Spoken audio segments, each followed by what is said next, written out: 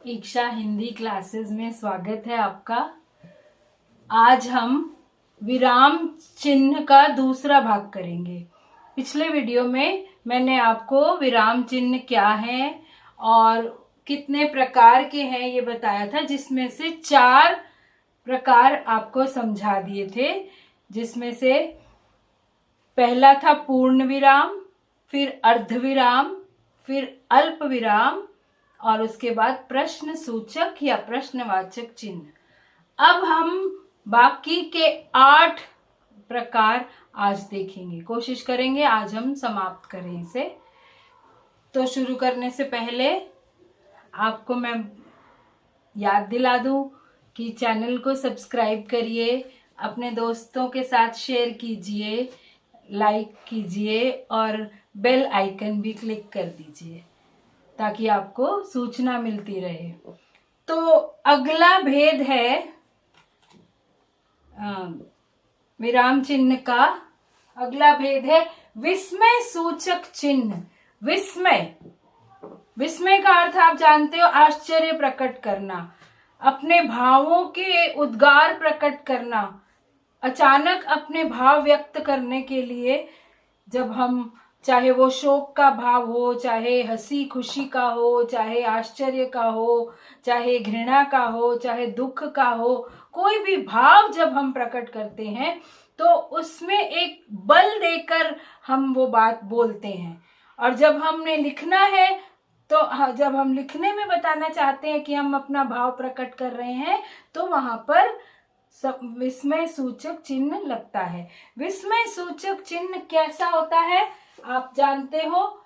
विस्मय सूचक चिन्ह एक पंक्ति होगी ऐसे, एक छोटी सी, और उसके नीचे बिंदी, ये है विस्मय सूचक चिन्ह। तो अब विस्मय सूचक चिन्ह कहाँ कहाँ लगाए जाते हैं ये हम देखेंगे। तो सबसे पहले हम देखेंगे कि वाक्य के अंत में विस्मय प्रकट करते हैं तो वहां तो लगता ही है, लेकिन जब हम उस विस्मय को प्रकट करने के लिए किसी विशेष शब्द का प्रयोग करते हैं तो उसके बाद भी विस्मय सूचक चिन्ह लगता है। जैसे मैं कहूं आहा, आहा मिठाई लाए हो,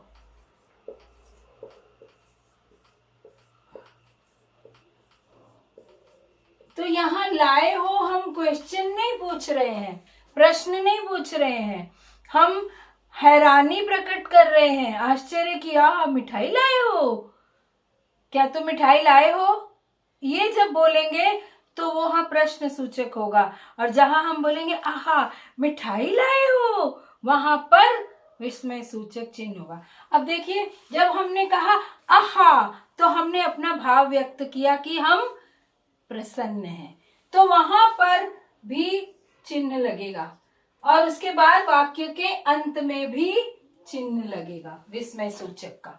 तो 2 बार एक वाक्य में, जो विस्मय सूचक वाक्य है वहां 2 बार विस्मय सूचक चिन्ह लगेगा।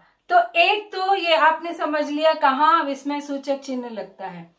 दूसरा, जब कोई, ये एक हुआ, जब कोई भाषण देता है या क्लास में टीचर आकर कहती बच्चों बैठ जाओ, या भाषण में एक मंत्री जी कह रहे हैं भाइयों और बहनों शांति से सुनिए, तो जब हम कहते हैं भाइयों और बहनों,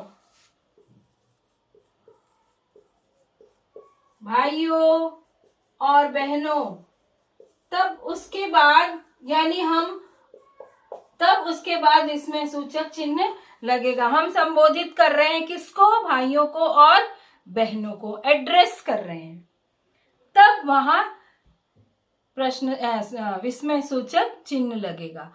और जहां पर मैंने अभी जैसे बताया था कि लगता है हम प्रश्न पूछ रहे हैं लेकिन वो प्रश्न नहीं है, जैसे हम कहते हैं कि बोलते क्यों नहीं, गूंगे हो, तो वहां पर वहां हैरानी हो रही है ना कि तुम बोल क्यों नहीं रहे हो, गूंगे हो गए हो क्या, लेकिन वहां प्रश्न सूचक चिन्ह नहीं लगेगा, वहां पर हम हैरानी प्रकट कर रहे हैं कि बोल क्यों नहीं रहे हैं, तो वहां भी वाक्य के अंत में विस्मय सूचक चिन्ह लगेगा। जैसे यहाँ बोला है, आहा मिठाई लाए हो, हैरानी हो रही, इसी तरह बोलते क्यों नहीं है, गूंगे हो, जो कि चाहे वो लगता है प्रश्न पूछ रहे हैं पर वहां प्रश्न नहीं पूछ रहे हैं, हैरानी प्रकट कर रहे हैं, तो वहां भी विस्मय सूचक चिन्ह लगेगा। बोलते क्यों नहीं, कॉमा, गूंगे हो,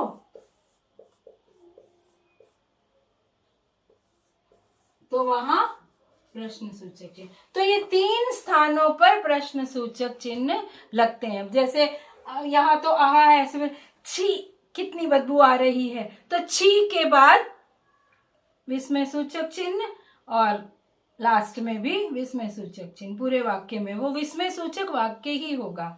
ओहो कितने दुख की बात है, वहां भी ओहो के बाद विस्मय सूचक चिन्ह, कितने दुख की बात है, वहां भी विस्मय सूचक चिन्ह। तो जो बोलते समय तो हम बिना चिन्ह बताए, हम ये तो नहीं कहते ना इसके बाद विस्मय सूचक चिन्ह लगाना है, ये तो बोलने में तो हम बोल सकते हैं अपने अपने भावों के आधार पर, भावों को चेंज करके, उतार चढ़ाव के साथ, एक्सप्रेशंस के साथ, लेकिन लिखते समय हमें जब बताना है कि हम विस्मय प्रकट कर रहे हैं, हम आश्चर्य प्रकट कर रहे हैं, तो ये चिन्ह ही लगते हैं। उसके बाद है अगला योजक।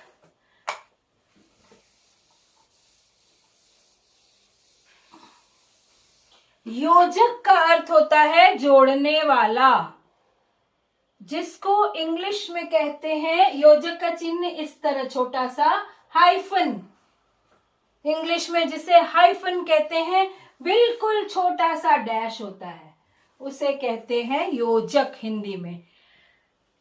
तो जो छोटा सा योजक दो एक जैसे शब्दों को जोड़ता है, या दो विरोधी शब्दों को जोड़ता है, या पुनरुक्त शब्दों को जोड़ता है। पुनरुक्त यानी जो एक ही जैसे शब्द 2 बार आते हैं, द्वित्व शब्द जो 2 बार आते हैं, उनको उनके साथ जब 2 शब्द जब एक साथ आते हैं तो बीच में हाइफन लगता है। जैसे माता पिता। और आपने समास अगर पढ़े हैं तो समास में याद रखिए, द्वंद्व समास और तत्पुरुष समास के जो शब्द हैं, सामासिक शब्द हैं, उनके बीच में हाइफन जरूर लगा होगा, योजक जरूर लगा होगा। जैसे माता पिता, माता पिता के बीच में लगेगा माता पिता, भाई बहन, दिन रात। फिर उसके बाद तत्पुरुष समास है, जैसे कमल नयन, कमल फिर डैश, कमल नयन, जहां तुलना की जाती है, जहां तुलना की जाती है, सूर्यमुखी।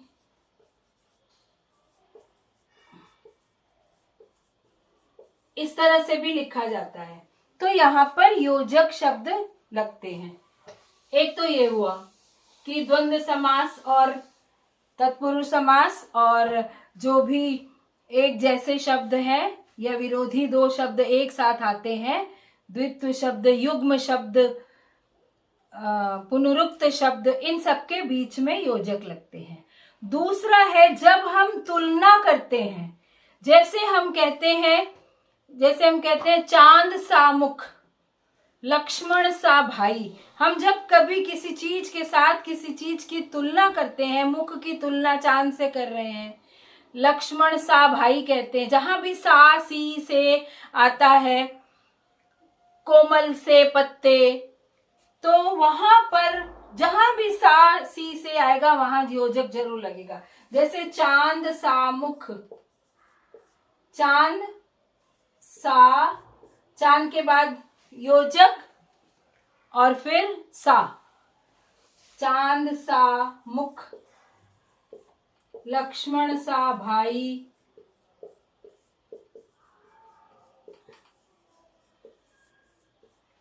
लक्ष्मण सा भाई।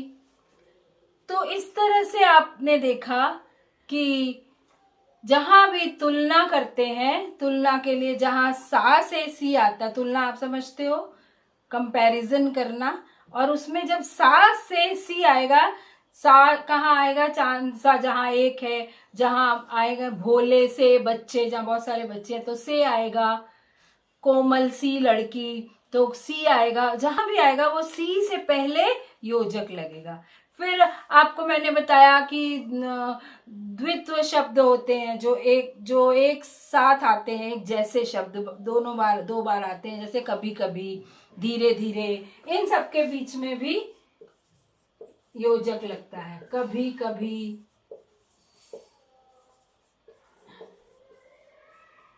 धीरे धीरे, तो ये द्वित्व शब्द हैं। ये एक जैसे शब्द दो बार आए हैं। लड़ाई झगड़ा एक जैसे शब्द हैं, तो ये होते हैं, ये योजक का प्रयोग यहाँ होता है। बहुत आसान है, विराम चिन्ह तो बहुत ही आसान है, इसमें कुछ भी समझने की, ज्यादा याद करने की जरूरत नहीं है। अब हम देखेंगे निर्देशक चिन्ह। निर्देशक चिन्ह योजक चिन्ह की तरह होता है, किंतु उससे बड़ा होता है, उससे दुगना होता है लंबाई, इसमें चौड़ाई में। इस तरह से योजक चिन्ह बहुत छोटा सा होता है, जो हमने देखा था हाइफन, और ये थोड़ा लंबा होता है, लंबी रेखा होती है योजक चिन्ह से, उसे कहते हैं निर्देशक चिन्ह। तो ये कहाँ कहाँ लगता है, ये जरा ध्यान से देखिए।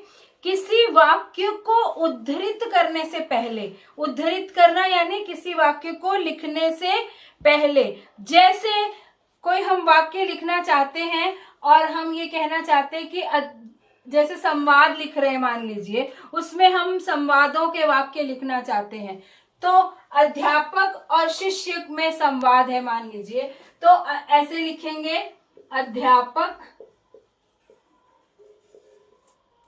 निर्देशक चिन्ह, बैठ जाओ,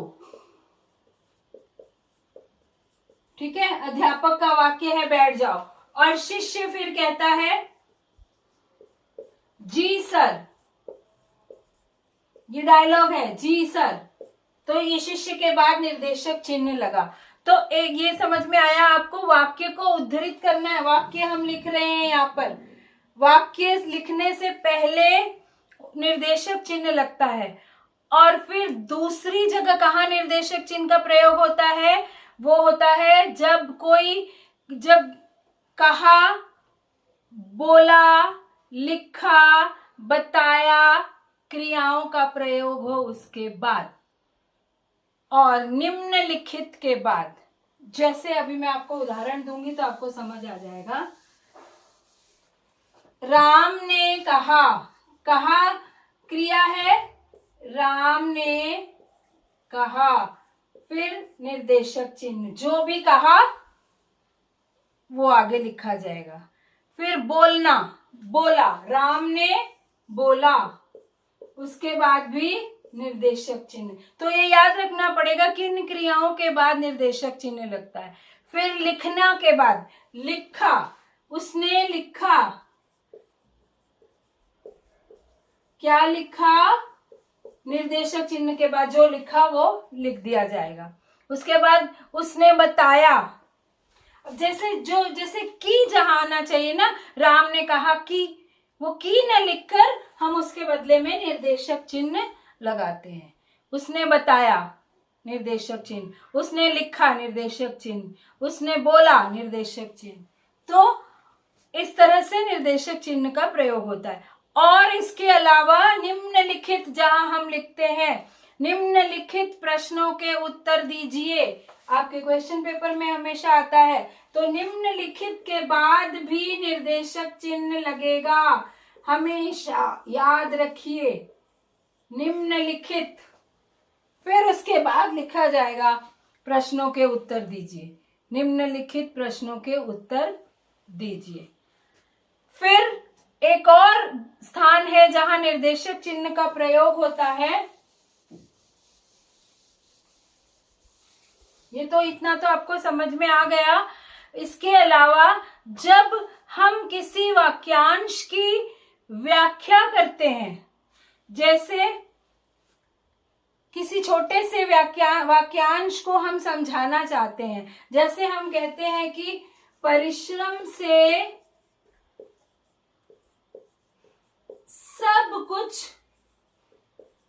सब कुछ क्या है? वो सब कुछ धन, संपत्ति, मान, सम्मान, यश मिल जाता है। अब परिश्रम से सब कुछ, वो सब कुछ क्या है? धन, संपत्ति, मान, सम्मान। तो ये सब कुछ के बाद निर्देशक चिन्ह लगेगा। जब हम इस परिश्रम से सब कुछ को की व्याख्या करना चाहते हैं, हम सब कुछ बताना चाहते हैं, वो क्या है सब कुछ? वो सब कुछ है धन, संपत्ति, मान, सम्मान, यश। तो यहां जिसकी हम व्याख्या करना चाहते हैं उसके बाद निर्देशक चिन्ह लगेगा। तो ये आपको स्पष्ट हो गया होगा निर्देशक चिन्ह क्या है और कहाँ लगते हैं। इसके बाद है अवतरण या उद्धरण चिन्ह। उदाहरण चिन्ह, उद्धरण यानी उदाहरण, अवतरण यानी कोई भी हमने किसी अवतरण को, किसी हिस्से को, लिखे हुए किसी भी हिस्से को ज्यों का त्यों पुस्तक में लिखा है अगर, तो हम उसको अवतरण, जिसको हम इन्वर्टेड कॉमर्स बोलते हो। तो इन्वर्टेड कॉमर्स दो प्रकार के होते हैं, एक तो डबल होते हैं और एक सिंगल होते हैं, एक दोहरे होते हैं, एक इकहरे होते हैं। अवतरण चिन्ह दो प्रकार के होते हैं, जिसमें इस तरह से दो इन्वर्टेड बने होंगे, इसको इन्वर्टेड कॉमा कहते हैं, जिसको उसे अवतरण या उद्धरण चिन्ह कहते हैं। दो दोहरे अवतरण चिन्ह और इकहरे जिसमें सिंगल होता है, एक ही होता है, वो अवतरण चिन्ह। तो दोहरे अवतरण चिन्ह कहाँ लगेंगे?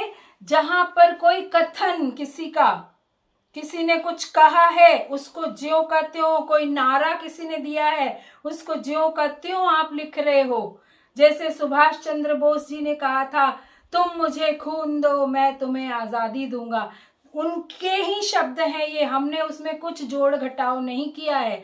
उनके शब्दों को ज्यों का त्यों जब हमने लिखा है, बोलने में तो नहीं पता चलेगा उद्धरण चिन्ह, लेकिन हम बोलने में हम कहेंगे सुभाष चंद्र बोस जी ने कहा था, लेकिन लिखने में हमें उद्धरण चिन्ह लगाकर लिखना पड़ेगा, तुम मुझे खून दो मैं तुम्हें आजादी दूंगा। और गांधी जी ने भी ऐसे कई नारे दिए थे, हे राम लिखे, गांधी जी ने कहा था हे राम, मरते समय कहा था हे राम, तो उस समय हम उद्धरण चिन्ह लगाकर लिखेंगे हे राम। किसी भी व्यक्ति ने जो कहा है उसको ज्यों का त्यों जब हम लिखते हैं, तब हम उसे डबल दोहरे उद्धरण चिन्ह में लिखते हैं। और जब और कभी हम कोई पैराग्राफ कोई उतार भी देते हैं किसी का रेफरेंस देने के लिए, कि ये वाला अंश हमने सुना है, या इस लेखक या कवि ने ये कविता की पंक्तियां हमें उदाहरण, लेख लिख रहे हैं, हम निबंध लिख रहे हैं, उसमें हम कोई उदाहरण देना चाहते हैं, कोई कबीर का दोहा लिखना चाहते हैं, उदाहरण देना चाहते हैं, तो उसमें लिख कर कि कबीर दास जी ने कहा था, चाहे आप दोहे की पूर्ण विराम सब लिखोगे, लेकिन उसको क्योंकि आप उदाहरण दे रहे हो इसलिए उसको इन्वर्टेड कॉमास में शुरू में और आखिर में लगाओगे। ये शुरू में लगता है और अंत में लगता है, याद रखिए, दोनों, दोहरा वाला भी और सिंगल वाला भी। जब आप इन्वर्टेड कॉमा शुरू करोगे तो इसको बंद भी करना होता है, ये बात याद रखिए। और इसके अलावा दोहरा आपने समझ लिया हम कहाँ लगाते हैं, जहां उदाहरण देते हैं, जहां एज इट इज शब्दों का प्रयोग करते हैं, जहां किसी की लिखी हुई बात का उदाहरण देना चाहते हैं वहां लगता है। और सिंगल वाला जो होता है, जो एक गहरा उद्धरण चिन्ह है, वो किसी कवि के नाम के साथ, किसी की पुस्तक के नाम के साथ लगता है, किसी के उपनाम के साथ लगता है। जैसे जयशंकर प्रसाद कवि थे, उनका नाम था जयशंकर, लेकिन उन्होंने अपने नाम के साथ क्या लगा लिया था, प्रसाद। तो हम कैसे लिखेंगे, जय शंकर, ये तो उनका नाम है, लेकिन उन्होंने अपने नाम के साथ एक उपनाम जोड़ा था, तो हम उस उपनाम को इन्वर्टेड कॉमा में लिखेंगे। सूर्यकांत त्रिपाठी निराला, उन्होंने अपना नाम के साथ निराला जोड़ा था। सूर्यकांत त्रिपाठी निराला, तो उन्होंने इस तरह से निराला नाम जोड़ा था। फिर हम अगर किसी पुस्तक का नाम लिख रहे हैं कि कामायनी बहुत अच्छी पुस्तक है, बहुत श्रेष्ठ ग्रंथ है, तो हम उसको भी उद्धरण चिन्ह के साथ लिखेंगे, उस सिंगल। सूर्य कामायनी जयशंकर प्रसाद ने लिखी थी, तो किसी के उपनाम के साथ और किसी पुस्तक के नाम के साथ उद्धरण चिन्ह लगते हैं, जो इकहरे हैं, सिंगल वाले हैं। तो ये आपको स्पष्ट हो गया। उसके बाद है विवरण चिन्ह। विवरण चिन्ह का साइन है 2 बिंदी, बस एक के नीचे, जैसे विसर्ग लगता है, विसर्ग की तरह का चिन्ह है। और ये कब लगता है? जब हम कोई इंस्ट्रक्शन देते हैं, जब हम कुछ निर्देश देते हैं, तब विवरण चिन्ह लगता है। इस बात को याद रखिए। जैसे हम जब प्रश्न पत्र बनाते हैं, क्वेश्चन पेपर बनाते हैं, तो उसमें हम लिखते हैं निम्नलिखित प्रश्नों के उत्तर दीजिए, प्रश्नों के उत्तर दीजिए, तब हम ये 2 बिंदियां लगाएंगे, बस। इसे कहते हैं विवरण चिन्ह। यानी हमने विवरण दिया है, आपको बताया है कि आपको क्या करना है, प्रश्नों के उत्तर लिखना है। या जैसे हम लिखेंगे, संक्षेप में लिखिए, रिक्त स्थानों की पूर्ति कीजिए, तब 2 बिंदियां बस लगेंगी। कई लोग डैश भी लगा देते हैं उसके साथ, कई कुछ जोड़ देते हैं, वो सब गलत है। केवल ये 2 बिंदियां लगेंगी विवरण चिन्ह की। तो इस तरह से आपने देख लिया विवरण चिन्ह क्या है। तो अगला भेद देखेंगे। अगला चिन्ह है त्रुटि परक चिन्ह। देखिए, त्रुटि परक को हंस पद भी कहते हैं। हंस पद, इसका चिन्ह होता है इस तरह, उल्टा वी। कई बार हम लिखते लिखते किसी शब्द को लिखना भूल जाते हैं वाक्य में, और जब हम रिवाइज करते हैं, जब हम पढ़ते हैं, तो देखते हैं कि ये तो एक शब्द छूट गया। अब सारा वाक्य काटना पॉसिबल नहीं है, या गंदा लगता है देखने में, या फिर से दोबारा सारा लिखना मुश्किल है। तो क्या किया जाता है, जैसे हम लिखे राम की गाड़ी, हम कहना चाह रहे थे राम की गाड़ी छूट गई, लेकिन हम छूट गया, हमसे लिखना छूट गया, तो हमने लिख दिया राम की गाड़ी गई। हमने लिखना था राम की गाड़ी छूट गई, तो हम क्या करेंगे, इसके बीच में इस तरह हंस पद लगा देंगे और ऊपर लिख देंगे छूट।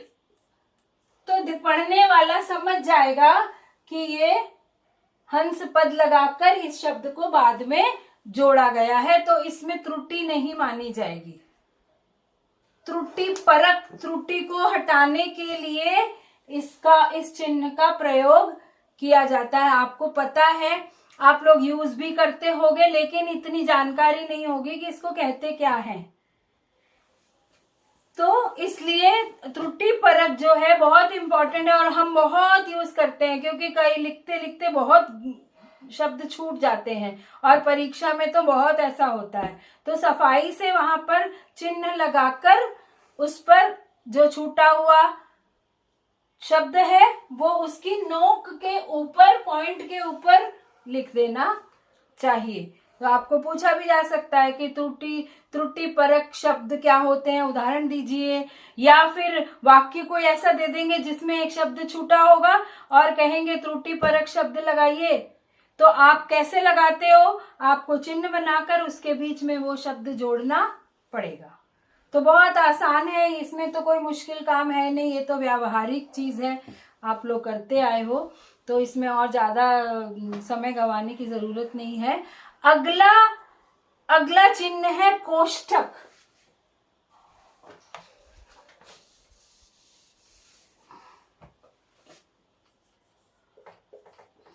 कोष्ठक, अब कोष्ठक का चिन्ह है ये, इसको इंग्लिश में ब्रैकेट भी कहते हैं। ब्रैकेट, ब्रैकेट बहुत कॉमन शब्द है, आप मैथ्स में भी पढ़ते हो, और हिंदी में इसे कोष्ठक कहते हैं। तो ये कोष्ठक कहाँ लगता है, जहां पर कोई वाक्य में कोई ऐसे शब्द हैं जो मुख्य बात का अंग होते हुए भी अलग किए जा सकते हैं।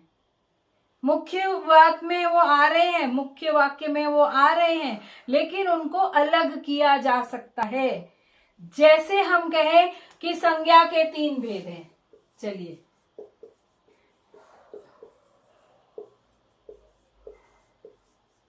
संज्ञा के 3 भेद हैं और हम उन्हें ब्रैकेट में लिख रहे हैं।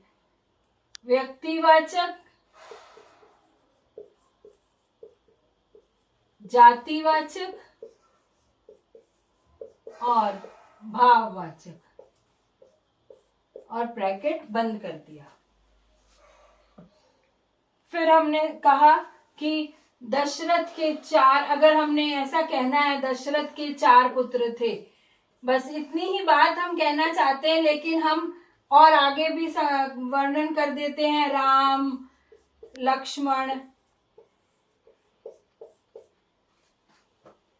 लक्ष्मण, शत्रुघ्न और भरत। तो मुख्य बात ये है, मुख्य बात के अंग भी ये हैं, लेकिन इनको अलग करने के लिए हम ब्रैकेट का प्रयोग करते हैं। दूसरी जगह कहां पर ये कोष्ठक का प्रयोग होता है, जब हम कोई अंक लिखते हैं। कहीं भी आप देखिएगा प्रश्न पत्र में 1 2 3 4 या क ख ग या ABC लिखा होता है प्रश्नों के आगे, तो उनको हम ब्रैकेट में लिखते हैं। जैसे अंक लिखने हैं तो पहला प्रश्न, दूसरा प्रश्न। अगर हमने अंक नहीं लिखे, हमने अल्फाबेट्स लिखे हैं, तो हम लिखेंगे क, ख, ग। इस जगह पर भी कोष्ठक के चिन्ह प्रयोग होते हैं। तो बहुत आसान है, कुछ मुश्किल नहीं है। इसके बाद है तीसरा भेद है, तीसरा कह रही हूं, लास्ट है संक्षेप सूचक।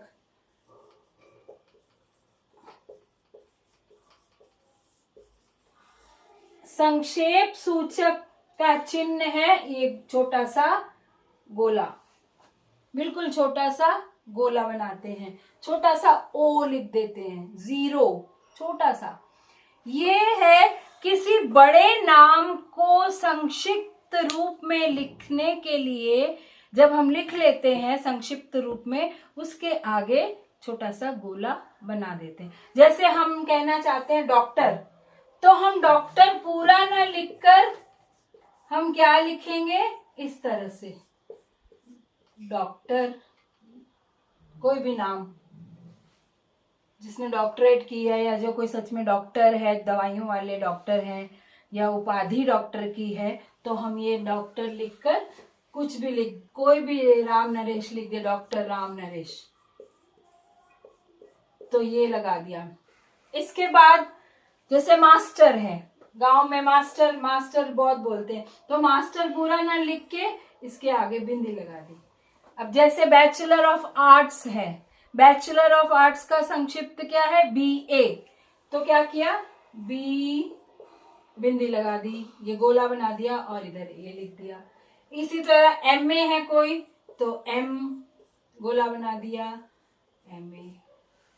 PhD है तो वो लिख दिया P गोला HD के बाद गोला। तो ये संक्षेप सूचक है। किसी भी डिग्री को या किसी के नाम के आगे उपाधि संक्षेप में लिखने के लिए इस चिन्ह का प्रयोग होता है। तो हमने विराम चिन्ह पढ़ लिए, 12 विराम चिन्ह है, अच्छी तरह मैंने समझा दिए हैं। अब इसका प्रयास करना, इसका अभ्यास करना ये आपके जिम्मे है, आप करिए। बहुत आसान है, कोई मुश्किल नहीं है, ये कभी भी पूछे जा सकते हैं। तो हम यहीं समाप्त करते हैं और मैं उम्मीद करती हूँ आपको अच्छी तरह समझ में आ गया होगा। और हमेशा प्रसन्न रहिए।